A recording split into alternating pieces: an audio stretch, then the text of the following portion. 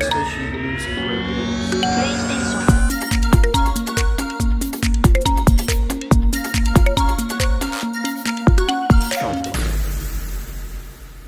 Hello and good day to you, my beautiful friends. I do hope you are well.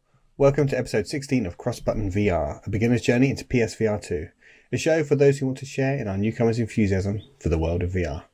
I am your host, Laurie, but for anyone new to these parts, I just want to tell you that we are part of the Cross Players. So, if you find yourself enjoying what you hear, check out thecrossplayers.com for links to all of the rest of our content and our Discord.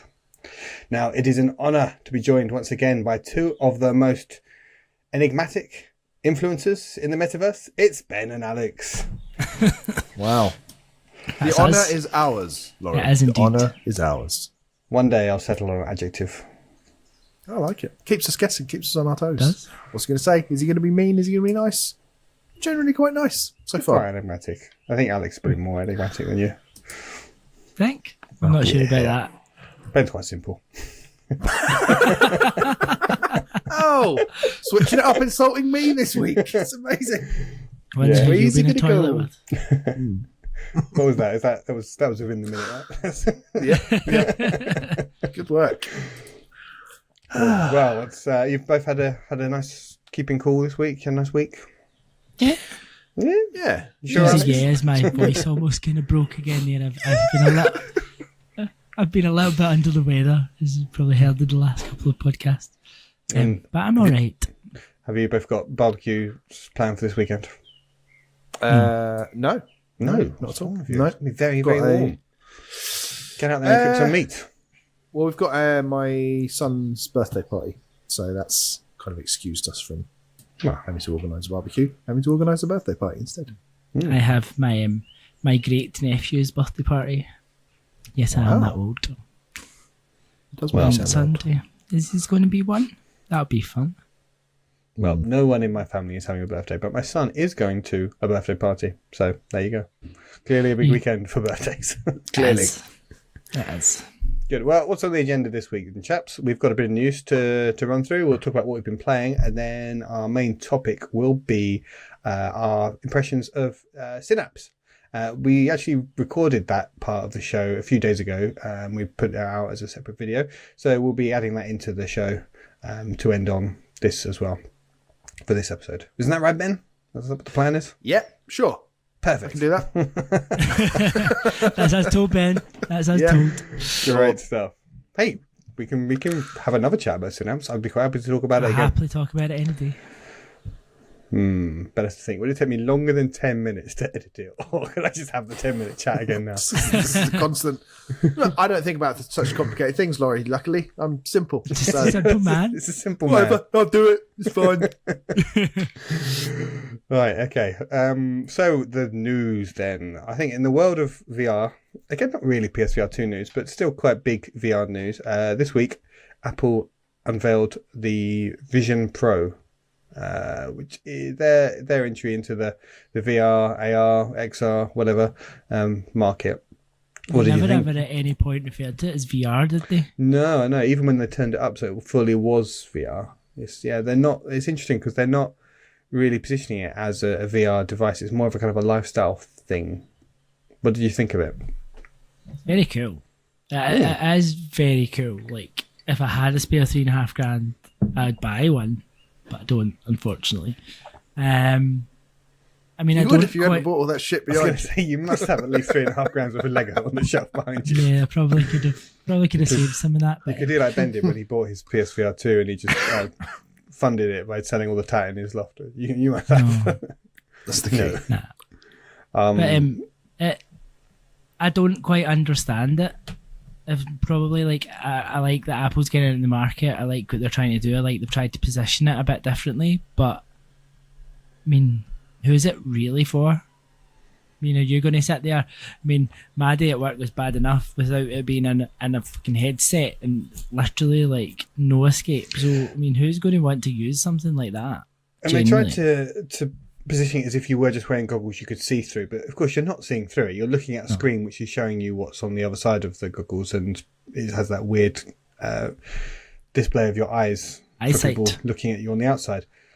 And it's just, I can't see people wearing it. They want to start positioning it as this is potentially like a replacement for your phone, but Yeah. having the phone in your pocket works perfectly well. Like having this thing strapped to your face constantly, being constantly having notifications popping up and not be able to put your phone away or put your phone down, sounds a bit kind of Black Mirror-ish to me. I don't know. I think it was the same though. People would have said, why do I need a smartphone? I've got my phone at home. I've got my computer if I want to send emails. I've got my games consoles if I want to play games. I do think there's an element of, this is what Apple do. They repackage technology. They call it something different to what everyone else has been calling it for years, and then market it to their fanatics. Spatial computing. Spatial computing, exactly. I think it's quite cool, but obviously it's not aimed at us. It's aimed for us to talk about it and breed hype into it as we're doing now. But the people that actually are going to buy it are going to be huge tech enthusiasts, companies that want to be seen to be being cool and at the cutting edge, things like that. It's probably got a lot of applications in, architecture and things like that. Well, sure. Okay. Yeah. If you're an architect, I could see the value of wearing one of those for work. If you're making 3D models of stuff in your job, then being able to do that in VR, great. But for everyone else, I can't imagine.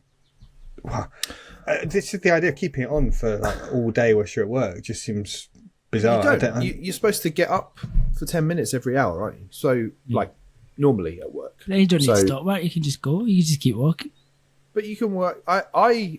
I think we are being a little bit close-minded. I'm not saying that I think it's going to take off by any means. I'm not. Oh no, it's not going anywhere. Dying on that hill, but I do think we're being a bit like, a bit. There's probably something in it. Just being able to go, right, you don't need a monitor anymore. You don't need a desk. You don't need to sit on that chair. You can literally lay on your sofa, typing away. You could be walking an imaginary around. Keyboard. Exactly, doing anything, and it just, we are always, every bit of technology that's been shoved down our throat is making us more connected, less time away from a screen. So the natural progression is to have a fucking screen strapped to your face for the entire day, into your eyeballs. Exactly. And it'll be all in a contact lens, I'm sure, but at the moment this is just about the best we can do in this somewhat dystopian future we're heading towards. I mean, the tech is clearly amazing. Like the way that they were showing the video of it, having all your apps kind of floating in the air and just controlling it with your hand gestures, and the way that people, if someone walks into the room, they kind of break into the view. If you are in VR, that would be a great feature. I would love that for those sorts of things. I can see that becoming adopted elsewhere.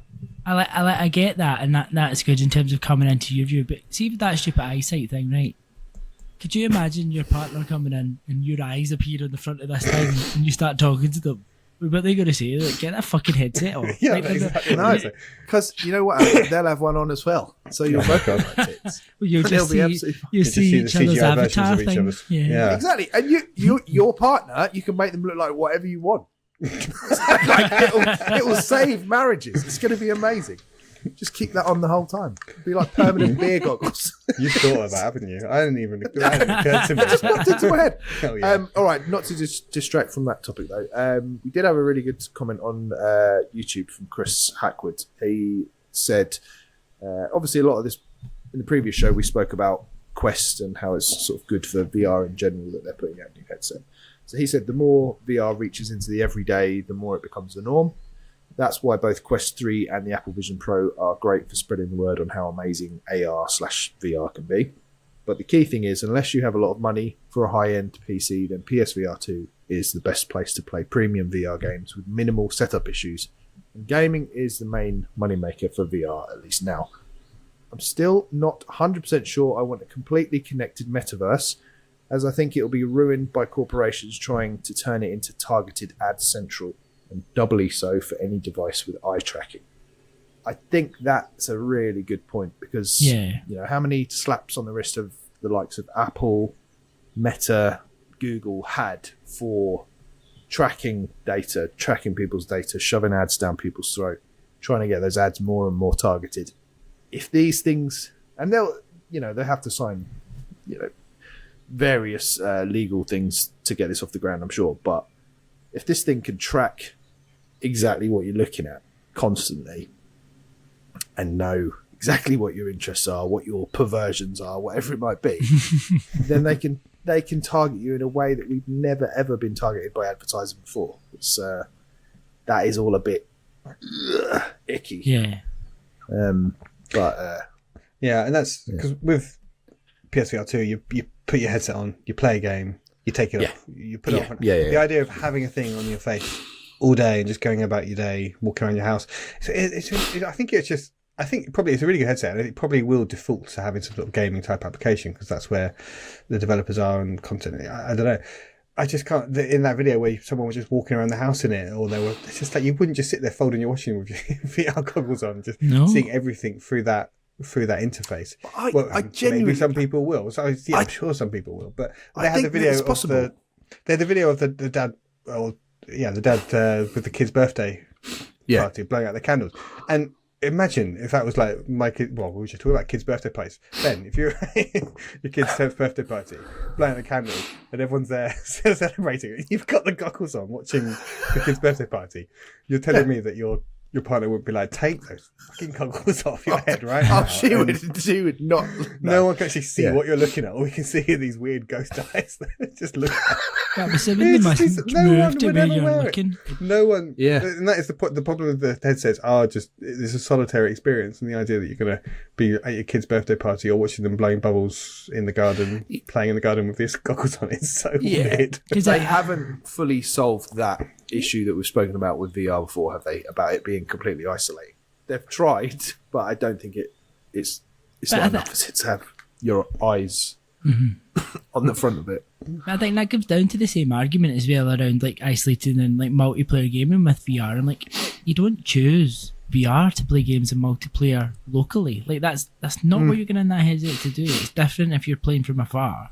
But I suppose if you have two people who play together in the house and you both play VR, yes, you might want to play the games together, but that's going to be probably few and far between. So, I mean, it's just that type of medium, and it's not that. I suppose the more we move towards mixed reality and augmented reality and whatever reality, then you want it to be more and more like that, and you're getting more and more of these like subtle headsets and more like glasses and like back towards Google Glass and things like that. The kind of early and things kind of moving back that way, but until you're properly, as you say, Ben, in something that is like a contact lens or a pair of glasses and it has all of that in there, and you're never going to get away from that isolation element.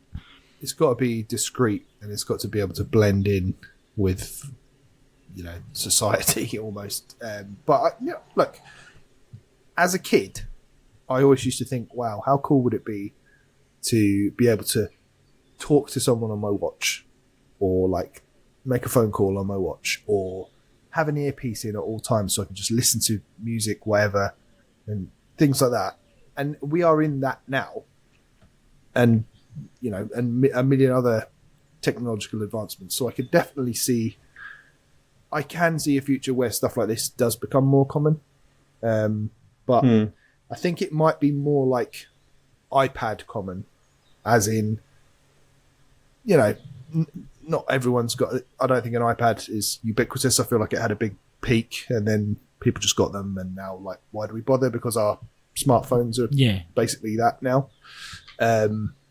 So I think it might be that sort of level of adoption, maybe at best.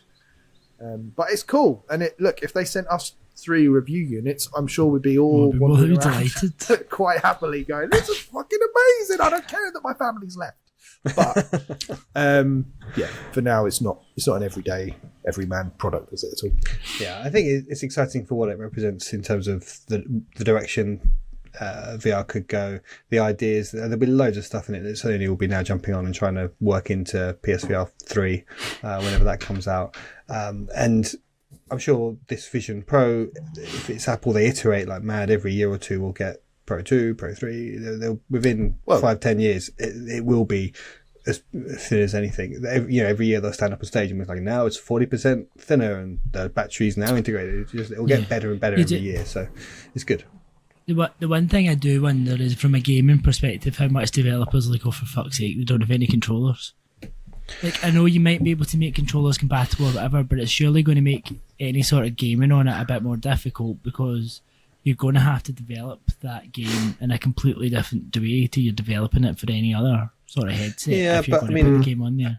Apple Arcade games have that obstacle already. I don't mean they all have arcade to work games, touchscreen. No, but Apple Arcade, everything has to be engineered to work on a touchscreen. So they're kind of used to, if you're going to port something onto Apple Arcade, you've got to rework I mean, a the bigger controls. game than that kind of game. Yeah, it's not going to. I don't think it's going to have that sort of. In the same way that I think Apple they're supposed to. doesn't really have the same big games that PlayStation and Xbox have. It's definitely not a gaming first, even No. the stuff they've shown. But it's people will still fight to get their games into that app store because it's proven to be a thriving ecosystem anyway. Just getting back to your point about them iterating on it, I thought it was interesting that they've started with the Pro. Like, that almost suggests to me, well, there's going to be one down the line, all being well, that hasn't got that Pro bit at the end. That's like the equivalent of like an Air, which is again aimed at a more, An SE. people that can't afford ridiculous tech. So that it's interesting that they've put the Pro one out first and foremost, rather than like we see with games consoles, for example. You normally get your bog standard one, and then you get the upscale model, don't you? But yeah, interesting tech to watch out for, then. Yeah, I'm sure we'll be talking about lots over the coming months and probably years. Before we move on, any other wise final thoughts on the subject from our YouTube comments?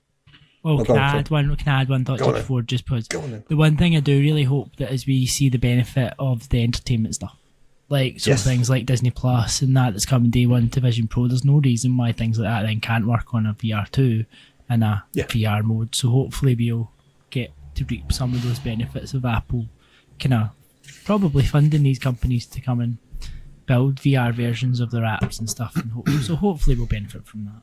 Yeah, that's a great show. Yeah, and also just finally, Peter Barrett also dropped a YouTube comment saying the Apple headset price is insane, but it will build awareness and create more apps and games overall in time. I think that's right. It just, was it a rising tide floats all boats? Is that what the saying is? Something like that? You float my boat, but yeah. There you go. Close enough. Thank you for that Simple, comment, man.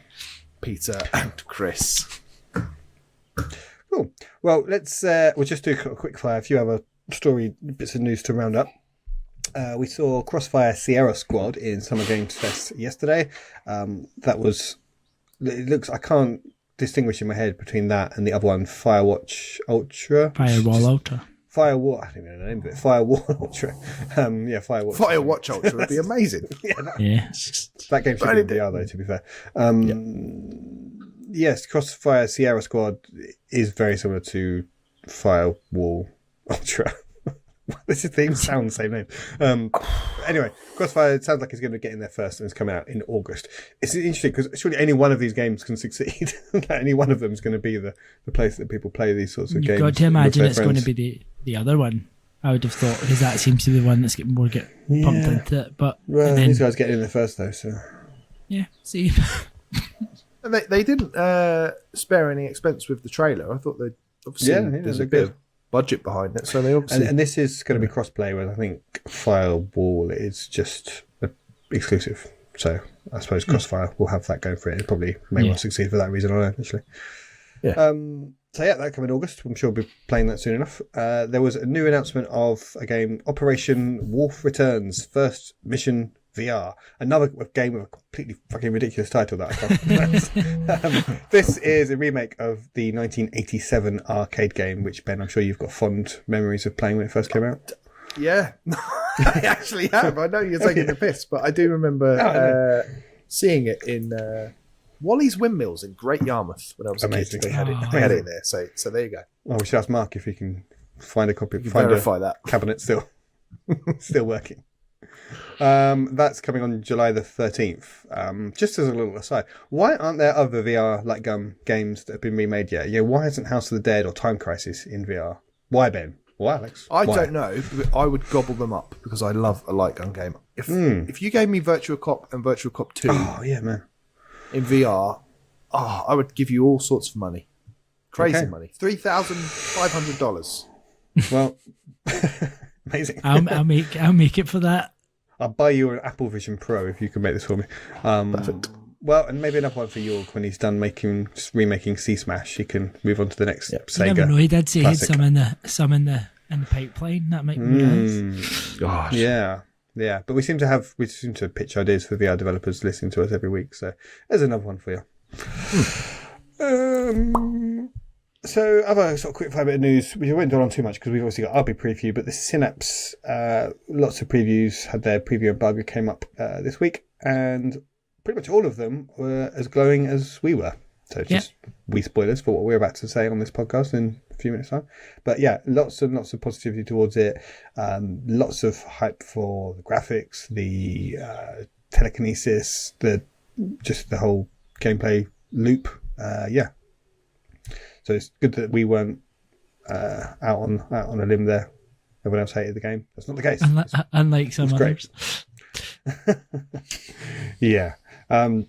So yeah, exciting time. So if people haven't checked those out, Dreams put together themselves a really nice thread of all of the commentators and influencers and preview people and all their thoughts on it. So you can check out Dreams at Dreams on Twitter to see. But it's been really nice to see their Twitters this week because they seem like they're genuinely overwhelmed by their positivity and their reaction towards it, which is great. And it was nice that they included us in their press thread of comments. It was. Thank you for us as well. We are the little guys, so it's nice to be appreciated. Yeah. Cool. Well, that's all for the news. Let's move on to what we've been playing. I feel like at this point we should have a little jingle to play, shouldn't we? Maybe Ben can edit. More homework. Jesus Christ. Come on, Ben. Because I was listening to Crosscast. And, yeah, so well done. All right. See what I can do. No, you don't really have to do that. So shall we? Well, Alex, do you want to do a quick fire? A couple of things that you've been playing before we move on to the main thing we've all, I think, been playing. I can do. So I have been playing Break Stuff VR. So you can check out our YouTube channel, youtube.com/crossbuttonvr, and you'll see a little video that I put together of me playing that. And it's kind of the clue's in the name. All you do is break stuff. It's not a bad game. It's quite fun, but it's $15.49, and that's kind of the deal breaker, I would say. They've really priced it out of the market, which is a bit of a shame because I mean there's some fun and enjoyment to be had with it. And you can see that from the video. I mean, I was quite surprised at how much not effort you had to put in, but how much of a workout it ended up becoming as you were just launching things for round after round after round and smacking things, which is quite good from a stress relief perspective. It's taking a pasting online, isn't it? The feedback. It was a bit unfair because a lot of people judged it without playing it. So a lot of the feedback I seen was like, "How could look at that trailer? How can you like this in VR2? How can you do this? How can you do that? I mean, you should be vetting these games. I mean, do the same people go out and vet all these games that get released for 99 pence every week so you can get a quick platinum? Probably not. So, I mean, I get your point. It isn't your kind of premium experience. It's two guys who have went and made their second ever VR game, and for an actual game it plays well, it's enjoyable. You don't just judge a book by its cover to a certain extent. It's a bit unfair. I even seen some developers kind of dig into them a wee bit as well, which I thought was a bit bad taste. Like, come on, give the guys a break. Like, they've done a good job here. They've released a game, unlike what you could say a lot of people have done. So yeah, but the one thing is, I think if it didn't have such a higher price point, I don't think it would have got as much stick. I would say, like, if that sounds at all interesting to anyone, because it doesn't give a great first impression, it doesn't look good at all, but for a sort of balanced take on that game, I would say, go and watch Alex's video on our YouTube channel, because it's, from what I've seen, it's about the only bit of coverage that's entirely fair, to be honest. So I'll check that out. Cool. And the only other thing very quickly, I have played Picture Ripped 1978, but I can't talk about it yet. You'll hear about that next week. Because the embargo unfortunately comes out just after our episode this week, so it just doesn't fall in time, but we will have that to look forward to next week. Interesting. And lastly, I played the Walkabout Mini Golf Journey to the Centre of the Earth DLC, which is very good. Very good. How much is that? Is that $3.99? Did you say? $3.79, I think it is, for the DLC. I mean, I think that's good value for another course if you've played all the other ones. It's not included in the Hole-in-One bundle. The Hole-in-One bundle was all DLC available at the point that the game was released, so any DLC after that is paid for. But it's quite cool. I mean, you start as your journey to the centre of the earth, and you start at the top of this cave, essentially, and you're working your way down through it. And the difference with this course probably to the others is it's more about working with the terrain rather than like gravity or anything like that. So like some of the cave walls, you need to like use the wall as the course because there's no actual course, so you're trying to find a way through it to get towards the flag, or you can get to bits where there's like water and the kind of tides coming up and down, and you need to time it to get it through so that it's not just taken away. And it's nice and atmospheric, so you can like hear some of, as you're getting more and more towards the end and towards the centre, you start to hear more like monster noises and things like that, and you know cool. Something's coming, so like it almost builds up a little bit of anticipation and suspense. And I found myself kind of looking around to see what the noise was, and you couldn't quite see it yet, so that was good. Enjoyed that. Yeah. So yeah, I'd recommend if anyone in the community wants a game of that before buying it, well, they can play with us, right? Because you don't have to own it. Yeah. So yeah, reach out in Discord or whatever. Let us know.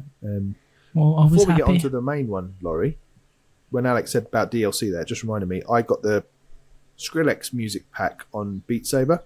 Ooh, incredible!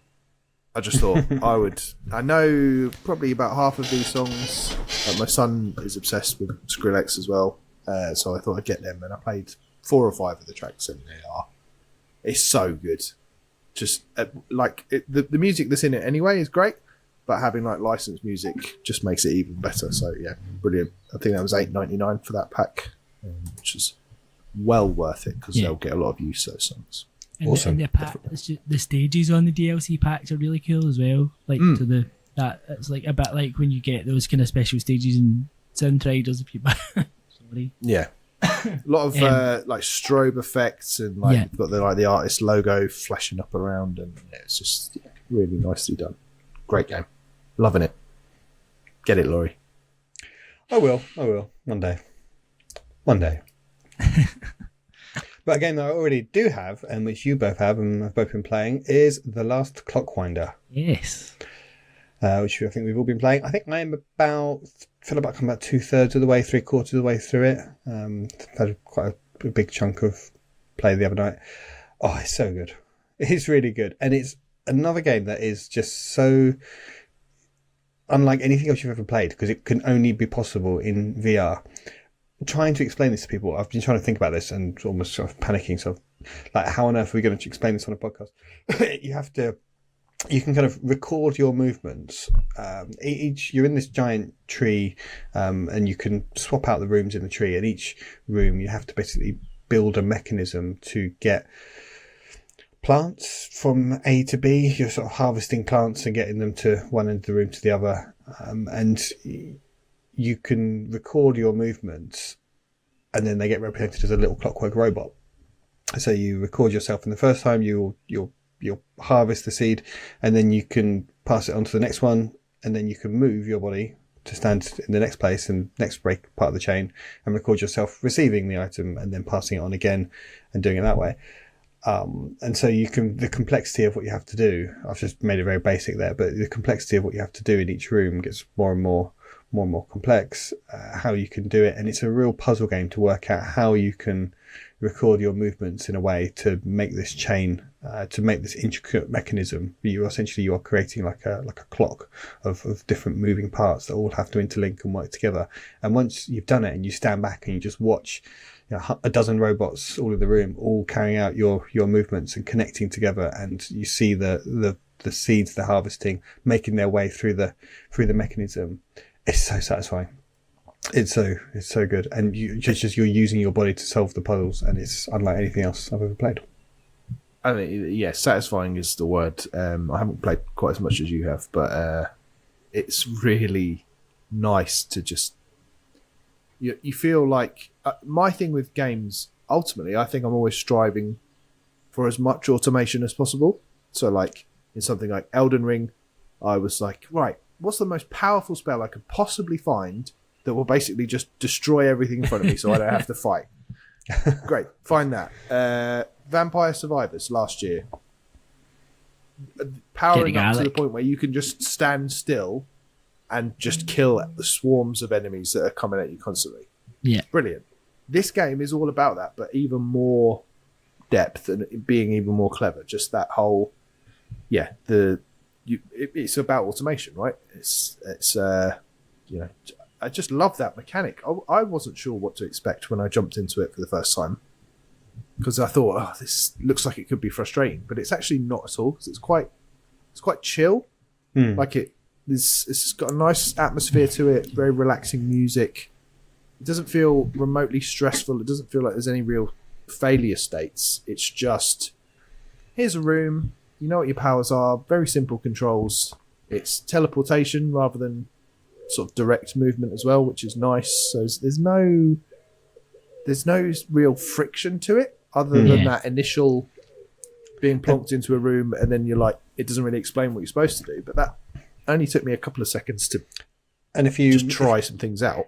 And if you place a robot that it doesn't work for you, you just tap it on the head and it disappears. You delete it so you can try again with something else. So it just encourages you to experiment, try different things. And I started off, when I go back to the early starting rooms in the tree, I've done it in such an overworked, stupid way that when I look back at it now, I think, oh God, I was such an idiot then. Because now, a dozen or so rooms in, I'm much more, I get it much more. And so actually you can just pick the seed and then just launch it in the air. And then you can just move to the other side of the room and then record yourself catching it and then launching it on. So you can just cut out the breaks in the chain in a way that it's just... No, it's not spoiler. Anyone cleverer than me would have worked that out. I wouldn't have figured it out anyway. Right, at the start.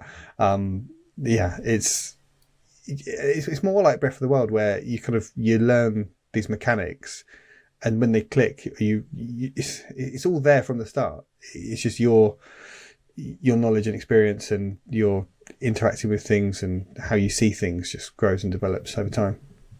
It is one of them where I'm thinking about it now that I've put it down. Like it's and I'm thinking, actually, because as I said, I'm quite early on, so I was just doing, passing the seed from one hand to the other, and then it was only afterwards where I think I was like in the shower, and I was like, do you know what? The robot's got two hands. I could be taking two seeds at a time, and like that, and just thinking that I'm using half of the robot's capacity. This is ridiculous. And that's all about how you then get those. I mean, a lot of the trophies for the game, not that I've looked, come from getting that maximum capacity in every level. So you've got your board, and it says like do 100 seeds a second or a minute or however it is, but using a maximum of 7 robots and stuff like that. So it's working out, like, that's the added level of it. So you've got the level of, right, I just need to know what I need to do to progress here, and then I was like, I need to know how to be a rock star at this. Like, come on, like, how do we get this going like clockwork? Literally that production line perfect, which is just another level to the game.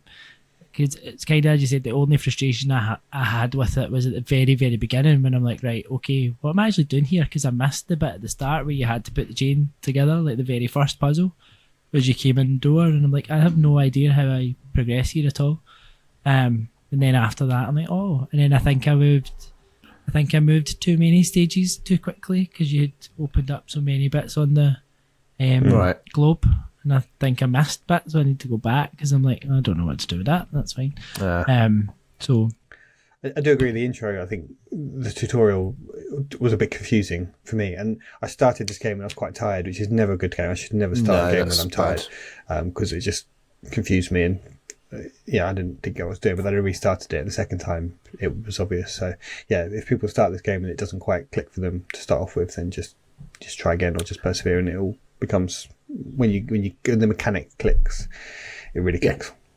Yeah, definitely. And I should say it seems to be delivering quite a nice story as well, in the way that we mistakenly mentioned Firewatch earlier. It does remind me a little bit of that. You're sort of talking to someone on a radio, you're playing audio clips as you go throughout it, and it's delivering this story in quite a nice organic way.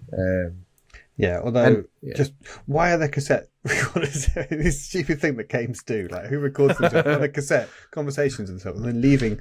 Normal people would just own one cassette recorder and have lots of cassettes. Who would sit and record a conversation hoping that someone else would listen to it? That's ridiculous. I ask you. What an idiot. But it's the tape recorders. Like, this is set in some distant planet, and this is kind of sci-fi type-esque fantasy setting. Yeah. You create a mechanic that's not a bloody tape recorder. Just make it like some sort of memory crystal or something. I don't know. It's when you're starting at the very beginning, you're coming out with this little spaceship, and you're like, oh, and then you're like, oh, I'm in a tree. It just felt like a complete juxtaposition. I like it. No, I'm not being silly. That's a perfectly just accepted gameplay mechanic. It's just shorthand for audio diary. Yeah, I really like the presentation of it. I'm quite surprised. I do. I was worried it was going to be a bit sort of twee, and that would put me off, but it hit just the right level. And even some of I think the voice acting seems really good. Mm-hmm. The lines are being delivered really nicely, so it's. And so for those that care about story, without spoiling anything, and I'm not sure I can spoil it because I think it all needs to be revealed at the end. You are playing as a woman that returns to the tree, the clock tower. Clock tower, and the audio diaries you hear are between her and her mentor, going back. So she's reliving kind of her childhood, basically growing up on this in this site, and she's just learning about her mentor, who was the last Clockwinder, or so we're to believe. But that's it, and it is interesting, and it is just through the dialogue just being given through these audio diaries. There is a lot of depth to it. The acting is really well done. It's really interesting, and you just get little snippets of conversation, and it's jumping through time forwards and backwards. It's interesting as you learn more of it as you go through the different levels.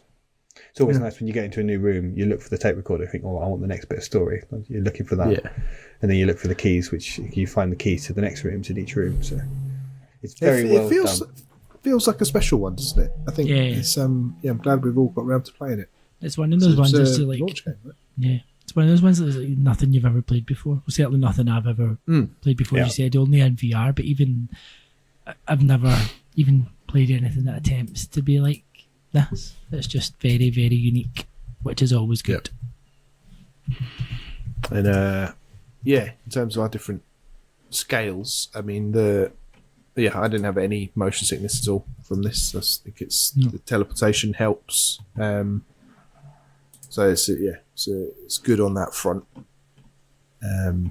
It's quite chill. I think you can play it sitting down, but I would struggle. Like, by the time I'd finished, I was like bumping into my table that was behind me, because I think you're like looking around the room, turning around to reach stuff. So I don't think you can really. I don't think it's a good one for sitting down and playing. Don't know about you guys. No, I think I've been studying up. Yeah, and also it is kind of one that works on a room scale. It seems a bit easier because as a robot, it's easier to record your movements if you've got more space to move around. True. You can got a bit more range. You can move that robot because you can change the setting of how long a recording you make, whether it's a 1 second or a 4 second. Obviously, if it's a 4 second recording, that does give you quite a lot of scope to peg it across the room, but you can only do that in real. You can't just teleport across the room. You have to move in physical the room you're in. So it does. The more space you have, it does make it a bit easier. I think we need to add in another scale by like how much of a tit do you look if your wife walks in or your husband walks in and sees you playing this game? Because I think this is quite high on that. And my husband thinks I look like a tit anyway, so even without the VR. Yeah, it's true. The more you get me to make thumbnails, the more close I get to being divorced. So you said that my wife watched me play this game, and she really liked this. She really liked the kind of puzzle element of it. I think this is the sort of game that she's never going to play it, but if she were going to play a game, this is the sort of thing that she would be into. She liked the whole intricacy of the puzzle solution that you have to build. Yeah, it's a good one. So, I think that's where the wow factor comes in this. It's not stunning to look at. It's very pleasant. But I think the wow is when you set that automation and then see the robot doing it and it actually pulls off what you were trying to do. I think that's the... Yeah. That's some clever shit. Yeah, You for almost sure. stand in awe watching it. You're like, oh, I did that. Yeah. Definitely. And so this game is $19.99 on the PlayStation Store, and I believe it's currently on offer at the moment until the 22nd of June. It's got a double discount on it, so it's £16 for everyone, and then if you've got PS Plus, it's down to £14, I believe. So yeah, if you are listening to this now, that seems like a good £14 seems like a great price for this game, if you ask me. And How Long to Beat's got it at 5.5 hours to finish, which is a pretty nice length for a VR game, I think. Yeah, it's good. Yeah, so definite stamp of approval from me so far. 100%. Good stuff. Well, I should say then, if people want to support us more, please give the sub a service you're listening and leave us a review. Follow us on Twitter at CrossButtonVR and at the Crossplayers.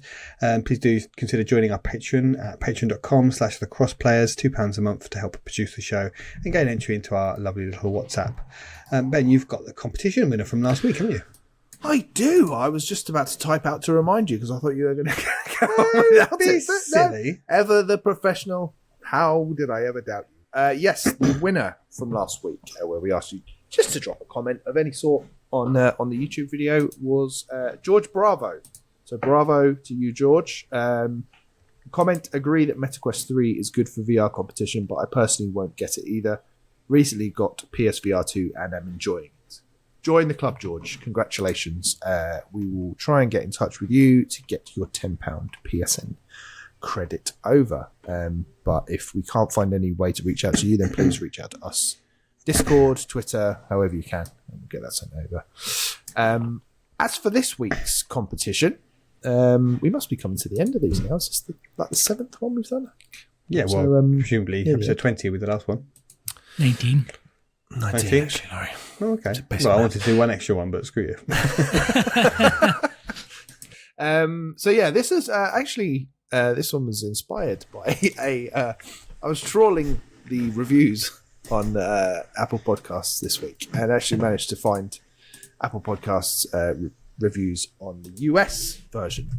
We've only got one review in the US, so if you are listening in the good old United States of America, please do drop us a 5-star review on Apple. Because at the moment, we've only got one 2-star review on there in America, titled Choose More Wisely. And the review is, you guys seem nice. Which is a great start. You guys seem nice okay. and have a cool idea for a show, but you need to be more discerning with guests. The guy that you had on today, March 21st, 2023, is a very disagreeable person. So much so that I quit listening and probably won't be back. Probably, but there's a chance. There's a chance There's a now chance. sticking Just- with I us. hope you Yeah. did come I back. hope you've made it to Please, episode I hope you 16. did. Hope you've If given you us another are still chance. listening, you have made our day because that was extremely funny to read. Although a 2-star review is not great, obviously, we've got nothing but 5-star reviews in the UK, so that's good. But if you're listening in the US, please do help us out on that front to balance the algorithm. But that's not the competition this week. The competition is quite simply YouTube comments again. Drop a comment below this video for episode 16 and just let us know what guests you'd like us to have on. Whether it's a VR developer, someone else from games media, anyone that you think would be an interesting guest for us to have on the show. Just let us know who that is and why you think they'd be a good guest. And we will pick, I think we'll probably pick the best suggestion. Or the most funny, or the most interesting. We'll pick the one we're most to likely me. to actually be able to act upon. And Yeah, the actually most get achievable. to book. Yeah, the most Obviously, if you achievable. put Mahatma Gandhi, I mean, it's going to make us laugh, but it's going to be tricky to get him on. Not really into tech. And if you want to tell us which guest would make you give us a 2-star review, then feel free to tell us that as well. yeah, exactly. So that's the competition for this week. Comment with what guest you would like to see and why. Amazing. Good. Well, the main topic this week is our Synapse first impressions of the preview that we got to, we're lucky enough to be able to play. Spoilers, we loved it. So that's going to be coming on in a second. But But that's going to be goodbye from us. Before we'll put that on the end of the podcast. So I'd like to take this opportunity now to say thank you again, everyone, for listening. If you've enjoyed this episode, we would love it if you could please tell your friends and family about us. They may find you a bit odd when you are just decide to bring up in casual conversation, CrossButton VR. But yeah, they'll thank you for it. If you fancy getting a bit more involved with our motley crew, please don't hesitate to drop into our Discord and say hello. And thank you to everyone once again that's already done so. Last but absolutely not least, huge thank you to all our patrons for supporting the work we do. I've been your host, Laurie. These two have been Ben and Alex, and we will see you again next time. But until then, here's our thoughts on Synapse. So then, Alex, why don't you tell us all about Synapse?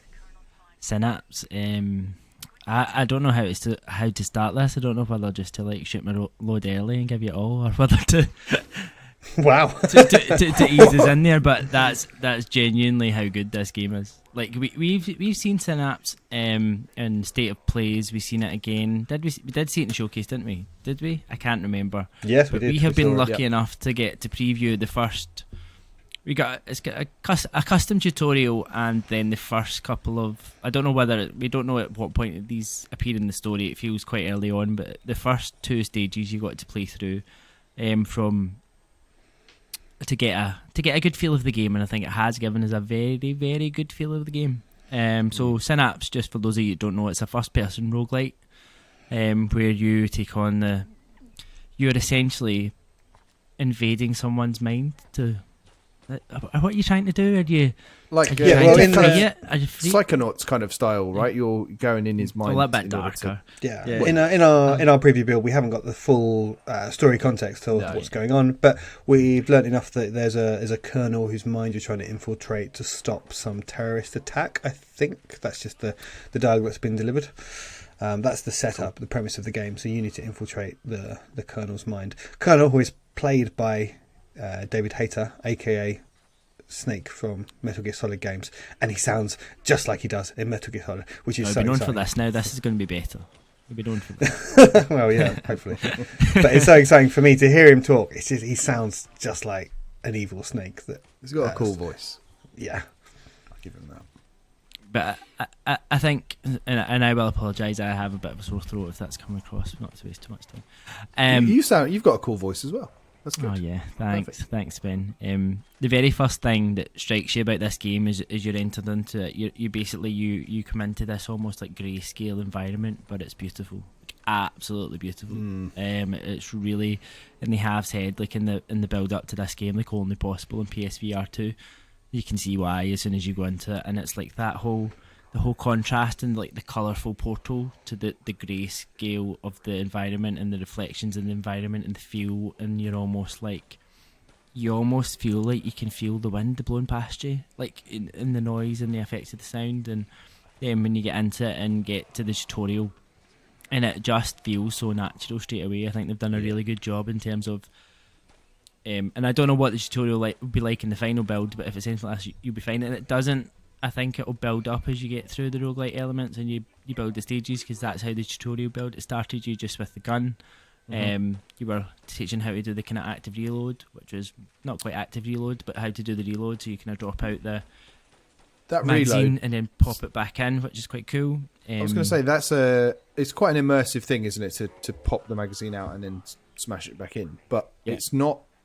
What I liked about it is it's not overcomplicated. Like a lot of games go, all right, we need to pull this back, grab your magazine out of your pouch. Like I've played the Light Brigade, and it's very much like, right, grab your next magazine, pop the old one out, push that one in, and it's great and it's immersive. But this feels it's kind of treading that ground between arcadey and immersive. Yeah, I was going to say much more arcadey and quicker. Yeah. It's pop out, pop in, essentially. It's very much, and you'll see that in the video. And I will say, the video of the gameplay we're sharing is me playing, and I'm certainly not the best gamer out of the three of us. So please be a little bit kind. Well, I did finish it, so I did finish through in my second run, which I was quite impressed with, because I'm not really very good at roguelikes generally. But as you go through that tutorial, and then it was very nicely done in terms of building up the gun, and then you get the tactical HUD, which I think is so cool. Like that tactical HUD is amazing. So you basically have it's almost like a little hollow compass. It's like a compass. It's like It's in the palm of your hand. It is a HUD. but it's on the top of your hand, and essentially it shows you where you are, and it shows you where your enemies are, and it's up to you then. And I think it says this, one of the first things it says to you, it says hunt or be hunted.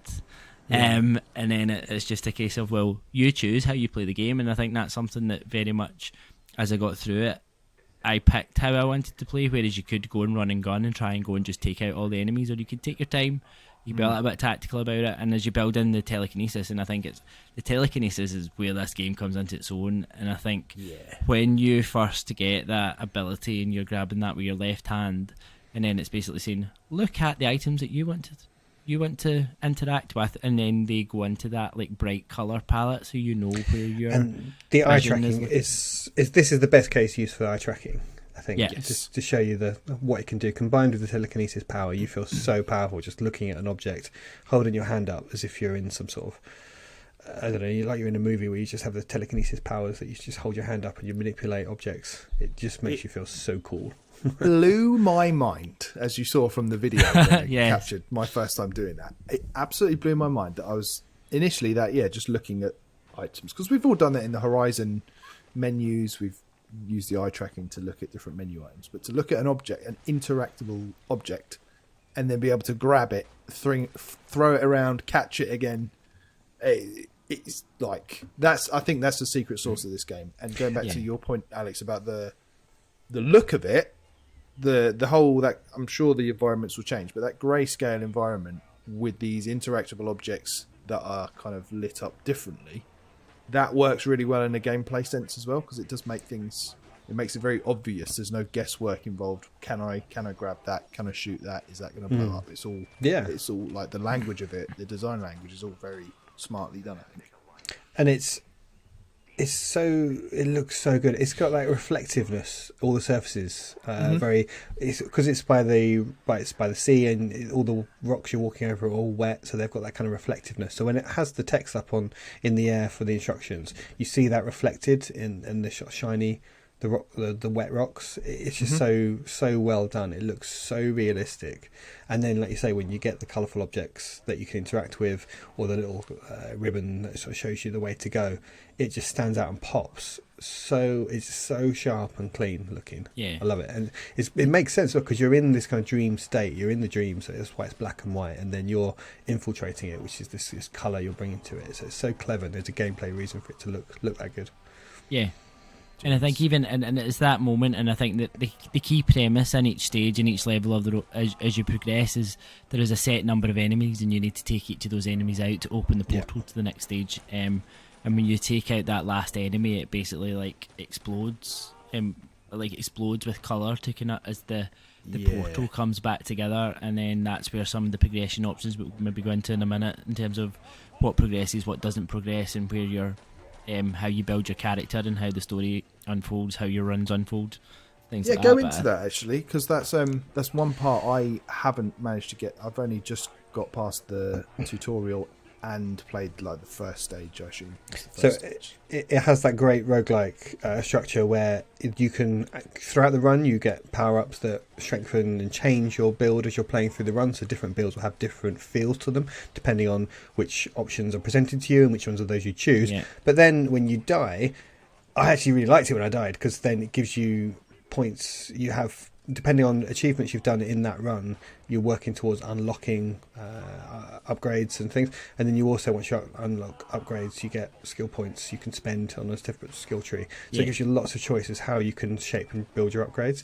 And even when you die the first time, it gives you a chance to unlock a few, so straight away your second run has got these new elements in it that are different from your first, and you can see that it's building, and you can see the skill trees. There's loads of stuff to unlock, which is really exciting to see that by the time you finish with this, you're going to be so powerful, and you're just going to have to walk through these levels. And then obviously the difficulty will scale up, but you'll just still feel so powerful and in control of things. Can you give any examples of what you can unlock? Just, so is there anything spoilery? But like dual wielding weapons, and then health fountains that can appear in your middle of your run, so you can regain your health. So things like that. It's just things to make your runs easier or more fun or skillful. Because essentially, as you're going through your run, you're collecting what's known as Defiance. So you've got those little like trees where it's almost like leaves. They almost look like leaves, don't they? Yeah, like So- red, so you're- floaty. Yeah, leaves. so you're collecting them as you go, and they're like almost your in-run currency. And you get that they drop from the enemies as you take them out, and you'll find what's known as. Let me refer to my notes. I've tried to make sure that I get the right things across to you, but What's a pro? you get revelation points. So these revelation points are where you can pick whether you want to like fully reload your ammo, whether you want to like increase your energy, or whether you want to. There's some other options that aren't all available at this point, but basically these will appear at some point in the stage, and you use your defiance to unlock these bits within the stage. And then at the end of each of the stages, as Laurie says, you get these kind of buffs or power-ups, and they're called mind hacks. And then the mind hacks are there to basically choose what you want to build on as you run. So it's things like Laurie says, you can have where you can make it your bullets will knock back the enemies so that they can't respond to you, or you can the option of they might drop bombs, things like that. So the mind hacks don't carry over the weapons you upgrade and don't carry over for your runs, but then as Laurie says, when you get back to your death, you then get these you've got your upgrades, but they come from your sorry, that was a I got my terminology wrong there. That was from the Defiance nodes is where you upgrade the revelation points. I didn't want are to the- correct you. Yeah, sorry. The revelation points are I'm not sure it matters, Alex. no, it doesn't. No, but I'm now going to tell you what a revelation point is. That's why I got confused. So Okay. when you then get back at the end of your stage and you've got as a lot, it gives you get these different objectives you've got to try and get through your run. So it's maybe like take out 10 people with a box or like an object, or kill 10 people in a certain way, and then they'll give you the revelation points, and it's those revelation points that you then use to unlock your skill tree. Right. And there's And three the skill different. tree's permanent. Yes. So for those So people those that points- like roguelikes, that want that permanent progression, there is a real sense of the stuff you do in each run. Even if you have a really bad run, you're going to be getting progress towards those bigger achievements that span each That's run. good. So it's So a they- roguelite rather than a roguelike. If you like. But if you like. It's a rogue Um, something. They stack over. So if one of the objectives might be to kill 30 enemies, and you might kill 10 on your first run, 5 on your second run, 15 on your third run, and there you go. There's your objective. So even every run you do will have some progress towards your objectives. Which I know personally, I can't stand roguelites or roguelikes without that level of progression. If I feel like I'm just wasting time throwing my head against the brick wall, so that's great. And you also have 3 different options to the skill trees that you can build. So you've got a survivor, you've got a survivor, you have So that gives you more life, I assume. yeah, survivor gives you more life. You then have the assassin, which is more about taking people out, and then there's the tactician, which I think is maybe more around like being a bit more using your powers and a bit more evasive and things like that. I think So the you first can- one upgrades your compass thing on your wrist. yeah. Kind of scene. Cool. Yeah, it points you more towards like where you might find like those other like Defiance nodes and stuff like that, as it gives you more information on that HUD.